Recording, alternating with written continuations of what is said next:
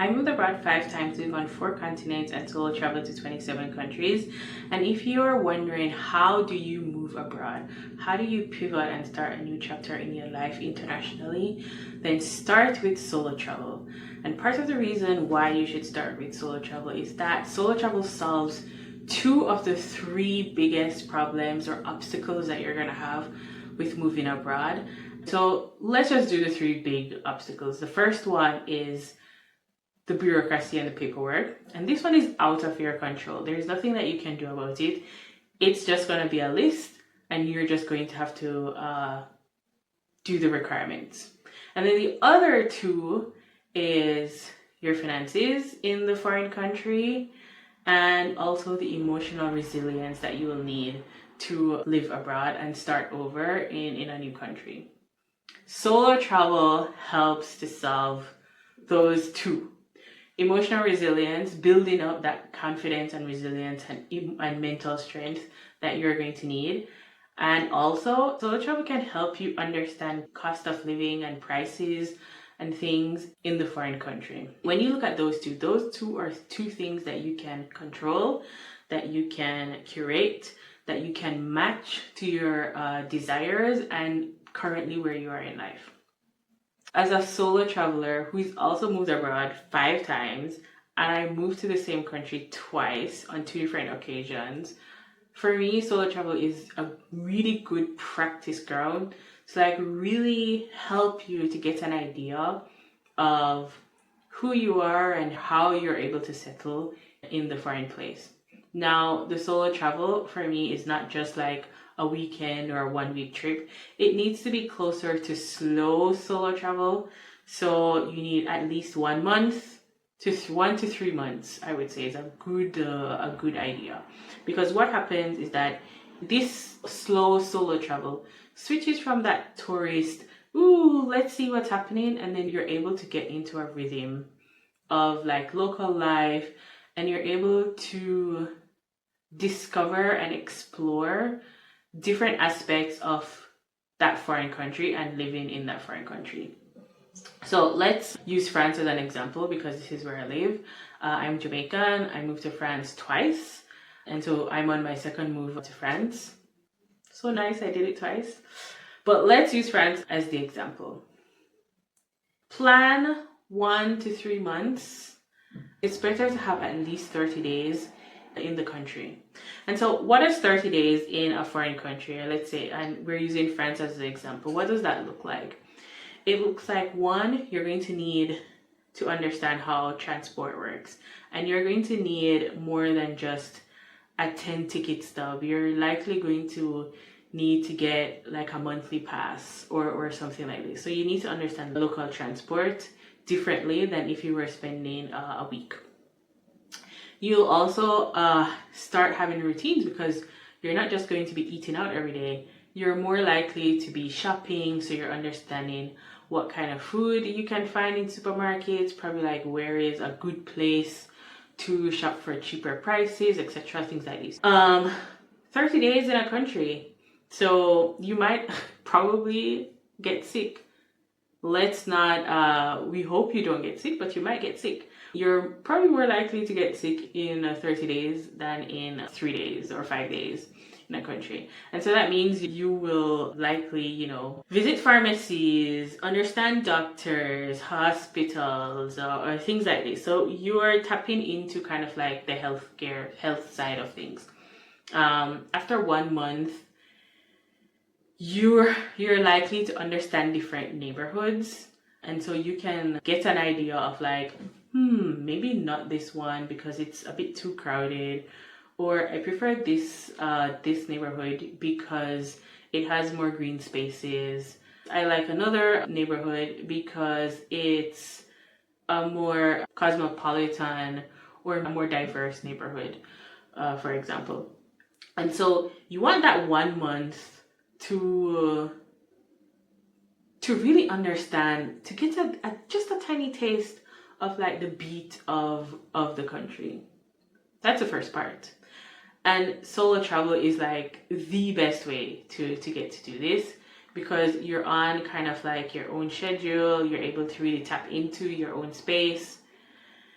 and to really tap into your desires and your needs, and you're able to reflect and discover the country at your own pace in this way. And the next thing why solo travel is like a really good start is cost. The big financial cost. There's obviously cost to moving abroad. It's probably going to be cheaper than you expected, and then more expensive, and then a little bit surprise expense that will pop up and you're like, whoa, what is this? But if you're solo traveling in a space for at least 1 month, you're spending 30 days in that place, you'll get a tiny taste of understanding how much things cost. Maybe you'll spend your first month or two in an Airbnb. You already have an idea of what that rental is going to be like because you've currently just done it.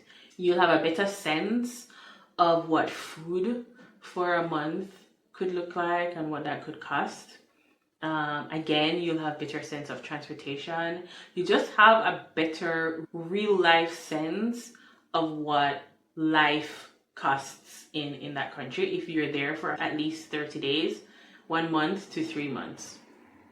I'm not saying that 1 month in a country is enough for you to understand the cultural beat, the nuances, or what life is going to be like. It's absolutely not enough time, but it really gives you a good idea, a good taste of what life is. And so starting with solo travel, like a slow solo travel, is a good gateway.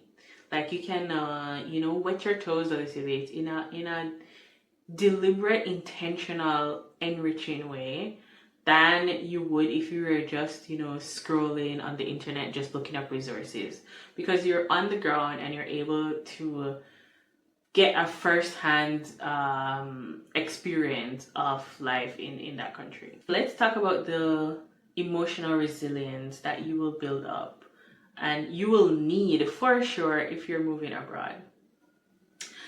Solo travel is a really great practice ground of building your confidence, of gaining empowerment, and also of understanding your capabilities and discovering like new skills and competencies that you didn't know you had.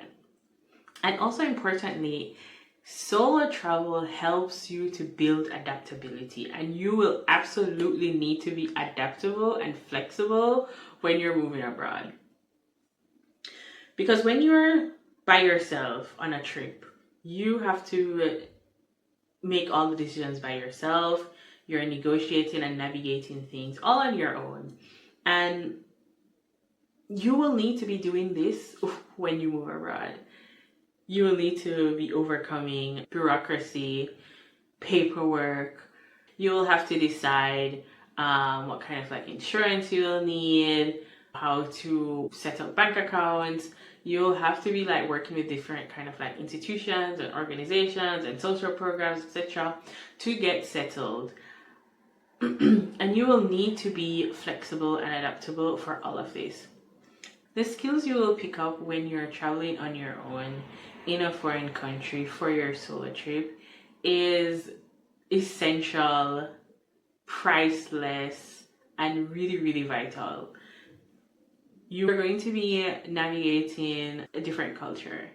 You'll be having to work out and express yourself in a foreign country, communicating and interacting with strangers who might have a different thought process from you, or a different way of doing things from you. You're going to be encountering new foods, new palettes, just new tastes on your solo trip, and you'll have to navigate how much of this that you like and don't like.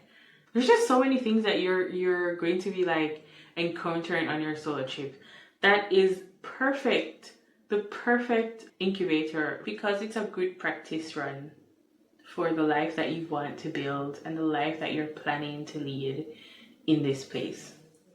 So like I said, if you're planning and you really want to move abroad, start with a slow solo travel in the place that you want to live in. Try to go there and spend at least 1 month, 2-3 months in that country to really get an idea of what life would be like. And you might even find that maybe you don't like this, but you're like, I thought I wanted to move here, but maybe I don't.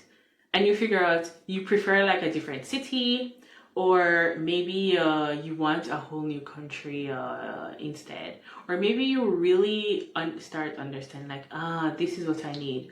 The E is being able to live in a walkable city, being able to have access to, I don't know, supermarkets nearby around the corner, your bakery, your butcher, your supermarket, your pastry shop, your pharmacy, and like your train or bus stop are all kind of like converged in the same place.